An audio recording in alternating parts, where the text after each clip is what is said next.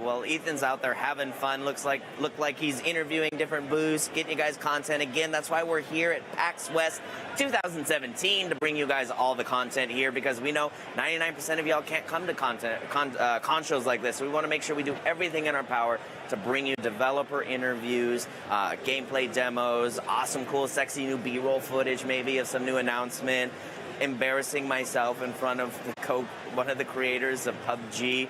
I think that might be like my most embarrassing moment, is literally just getting Superman hit, like as I'm chasing her down the stairs.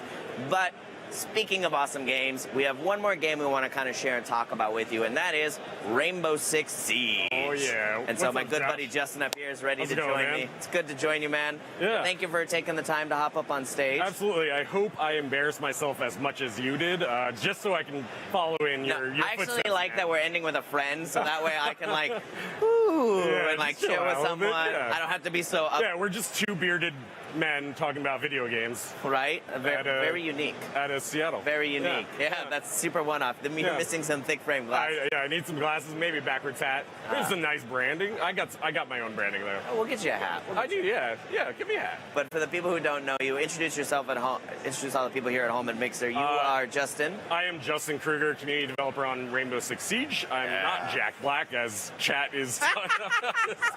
although I will say that I get Jack Black quite a bit. That's a compliment. No, I mean, like, you can do the eyebrows. Oh, the eyebrows. Look at that. Yeah. Look at that. I need to work on my talents. So far, my talents include drinking coffee, and buying pugs, and embarrassing myself in front of creators of games. Yeah, playing video games poorly is like a really talented skill. Like, you have to work hard at it. Yeah, because you don't go level 1, 2, 3, 4. You go level -1, -2, And whenever somebody asks me what my rank is in Siege, I'm always like, garbage 3. Yeah. Garbage 3, I love it. But we're going to talk a little about Rainbow Six Siege, which, by the way, first of all, Rainbow Six Siege, we were like, wait a minute, Rainbow Six Siege didn't come out this year. No, this game has one hell of a heart of a community, still pumping strong. Absolutely. You guys launched in 2015, December 1st, 2015. So you're coming up on your 2-year anniversary. Coming up on 2 years, yeah. But this game has one of the strongest. It's in the top stream games. We're always seeing it, especially over here in Mixerland, as I like to call it. Yeah. It's always being streamed. There's people always taking part in it. One of the things I absolutely love about this community is how passionate and dedicated they are to the game and to creating content around the game. So, I mean, there have been people that have been playing for over 2 years, because back in alpha and beta. Yeah, that's right. You know, it's been a while. It's been over 2 years since we launched our first alpha. And we invited some out today that have been playing since then. And it's so beautiful and such a unique thing. It's one of those like once in a lifetime projects where you can work on something that you're really passionate about and the community's really passionate about, and you guys can come together and really build something that is like freaking awesome. Let's get excited. Yeah. No, I love it. And I want to say kudos to the people over at Ubisoft and the developers working on this game, because I think what you guys have really done is took that harness of that launch passion and you cultivated that almost like a rough diamond, and you kept polishing it and you kept polishing it. Yeah. And you guys now have this pure form of community of both casual and competitive, and those are mishmashing together, and you're giving new features, you're giving new content, you're giving new heroes that people, new selections that people can play, new guns, new equipment. Some developers would move on. Right. Yeah. They would go on to the next project, but you guys are keep going. Yeah, we were just coming off of Operation Health, which was our 3-month program to really future-proof the game. You know, we want this game to be around for years and years, and these past 3 months were really about dedicating ourselves to fixing those core issues, those really key issues that will exist or that will be fixed for like years to come, so that we can have more and more content, and it can just continue to grow and grow, and that's what we really want. Because we have that passionate community. We want to support them as much as possible. I just can't iterate enough on the passionate community, and again, you guys listening to that and taking that feedback, and I believe that's one of your jobs as well, is to listen to that and intake that. About like 90% of my job is just listening to the community and understanding their issues, and then relaying that back to the development team. We just saw that in our last week. We deployed for the first time. We deployed Operation Blood Orchid to the test server. That's right. And players were playing. They were reporting issues nonstop, and we were like frantically running over to the dev team, over to the programmers, over to our producers, being like, "Hey, this is broke." Like players found something that was kind of broken. Yeah, they're commenting on it, right? Yeah, and we're really. We were able to showcase the speed at which we can kind of fix those things. We had about 2 or 3 hot fixes just last week on the test server that addressed the top tier issues reported by the community, and it was really awesomely received by the players. Yeah, that's impressive, and kudos to you guys for ramping that up. But I know you mentioned the word Blood Orchid. Yeah, and I believe we have some beautiful footage that we want to be rolling of that. So I think our producer is going to cue it up here. And if you could actually just talk a little bit, like, first of all, what you guys announced, what is Blood Orchid for those just tuning in or who are Rainbow Six Siege fans? Yeah, so Blood Orchid is obviously our new operation. It is the season 3 operation that takes place in Hong Kong. So the map is it's in an abandoned theme park. And we're seeing this right now. Yeah, we're seeing the theme park map right here. Abandoned theme park on the coast of Hong Kong, and we're taking a look at Legion, which is one of our 3 operators. We have 3 operators this season because of Operation Help delayed the Poland mission, so we cut the Polish map, and we're releasing each one of the Polish operators, one in Hong Kong, and the next one will be coming in South Korea. So you get 3 and 3. But this season we have Legion, Ella from the Polish, from Poland, and we also have Ying. And Legion that we're looking at right now, he has this really cool gadget which is called the goo mine. Talk to me about these operators. Yeah, so you can deploy these goo mines, and they're traps, right? So, but they're cloaked. So as you see, when they deploy, they get cloaked.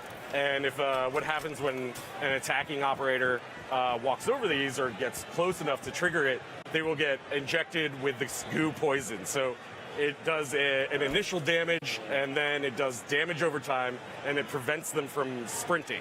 So until they actually pull out the thing. Hits them, slows them, and does damage over time until they actually stop as an operator, take time to pull that thing out, so it's which in Rainbow Six Siege is life or death. Yeah, pretty much. I mean, that 3 seconds that you're taking to pull out the dart and retreating, it's really... That's 3 seconds with the bullets flying at you. Exactly. And it's really strong. He's like, what we've seen is a really shift in the meta right now, where we're seeing players rush the point less. So using one strategy was to just rush in with Ash, Montaigne, Glaz. Oh yeah, just go in, just bomb the point. But now you have Legion, and then you also have Ella, who's really cool operator as well, who has these proximity concussion mines on defense. So she can deploy these, and if you walk under them, you get all dizzy and drunk. And you almost get that they're kind of like, oh my god, what the hell just happened? Kind of look. And she's really cool operator. Really love her. And then we also have Ying, who is our attack operator for the Hong Kong season, and she has this really kind of a unique gadget from the rest of the operators. It's similar to Fuse. It's similar to like a non-lethal Fuse, so it's a cluster flashbang. Okay. So she can throw it, she can roll it, or put it on a wall, and it'll just flashbang. Yeah, it'll thump in, it'll go. See, that's what I love about Fuse. Yeah, I love that where you lock it in and you go thump, that noise. Except when you're as soon as you hear that when noise, it's a hostage map. Yeah, so this one you don't have to worry too much because it's non-lethal. Yep. But it does mean she can push a point. She can have a coordinated synchronous attack, and it's just really a really powerful. So that sounds like my kind of character, because I'm definitely I'm a fan of Fuse. I like rushing the point, but I definitely it's a team-based game, right? So you want to make sure you have different tactics so maybe putting a distractive C4 over here that might blow, blow a big wall. Misdirection is one of my, so whenever I play with my friends, misdirection is a huge fan of mine. So I like the idea that I might be hurt because I might put it on one wall, and what I'll do is I'll thunk that, but then blow the other side, so they're going to go, wait a minute, oh no, and then next thing you know, I'm like kicking down that door. And there's a lot of really cool things with their gadget where you can time it.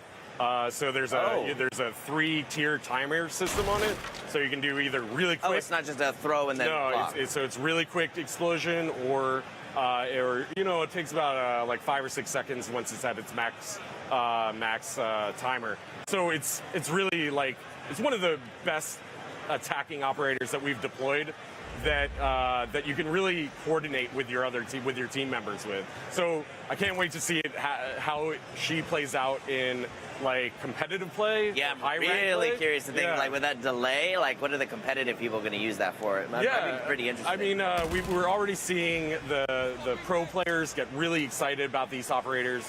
They were finding the current meta kind of boring and stale because it was just a lot of Glaz and a lot of Montaigne, a lot of Ash. And this, I think, will throw enough wrinkles in the scene where we'll see a whole new strategy coming out and really. Oh yeah, it'll really mix it up, basically. Exactly. Yeah. And that's the point: is you guys want to give people diversity, different playing options. You want to make sure it doesn't get stale. Yeah, and the players are always going to be smarter than us too with how we deploy the operators. It always blows my mind. Yeah, these are the intentions that we have, but the players will always find something cooler to do. Oh, absolutely, yeah. And this is great. And I bet some of the feedback you guys have gotten so far from some of the Blood Orchid announcements. Yeah, it's been really positive. I mean, the Blood Orchid patch notes just went live on Monday. I was going to say, literally just this week, right? For the patch notes? Just last week on Monday. And we had about 55 pages of patch notes that myself, and our other comm dev. Kudos to you for writing that. Yeah. It was a lot, but the team had put so much effort into this patch that I had to do it respect. We had to do it the right way, and it was just such a crazy patch, and the feedback has been phenomenal. Like the players have been, this is the patch they wanted after 3 months of Operation Health. This is exactly what they needed. This is exactly what they were hoping for from us, and a lot of the feedback has been, you delivered. So I'm really excited to see that feedback. That was like a big mantra with Ubisoft in general. Is like, let's give the people what they want. Like we can make it. We have the talent. Let's take the time, do it right. Absolutely, You don't want to rush it out the door, and let's get it right. And then even then, it's not going to be done with Blood Orchid. Like you guys you have balancing. You still want to take a look at how that interacts with the rest of them. One thing we talk about a lot is the qualitative and the quantitative feedback. Okay. So the qualitative is obviously like Twitter DMs and Twitter mentions, which I really love. Those are always all fun. the Twitter mentions that you guys send me. It's really great.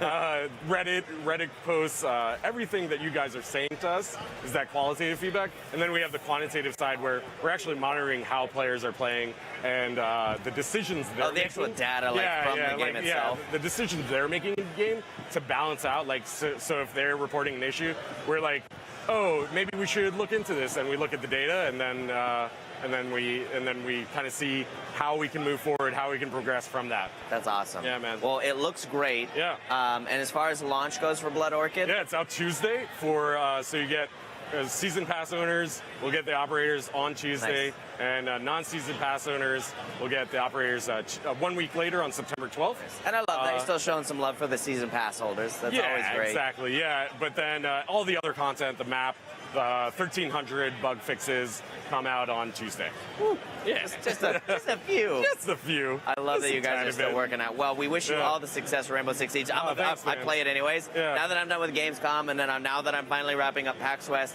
I can guarantee I'm ready to go. I'd be willing to throw down anytime you wanna roll. I will throw down. I make a good Ash. Yeah, that's usually my go-to. Right. So hopefully your skills are a little bit better in Rainbow than PUBG. I tell you, it's going to be like the pun for the next 6 months. Yeah, it will be. Yep, I think so. Be like, oh, but is it as good as that one time? Are you as good? When you got you just punched in the... Yeah, oh gosh. No, but Justin, hey, man. I appreciate you coming on pleasure. Stage. Yeah. I believe, looking at my producer over here, Mr. Handsome Gentleman, that this is it for our show today.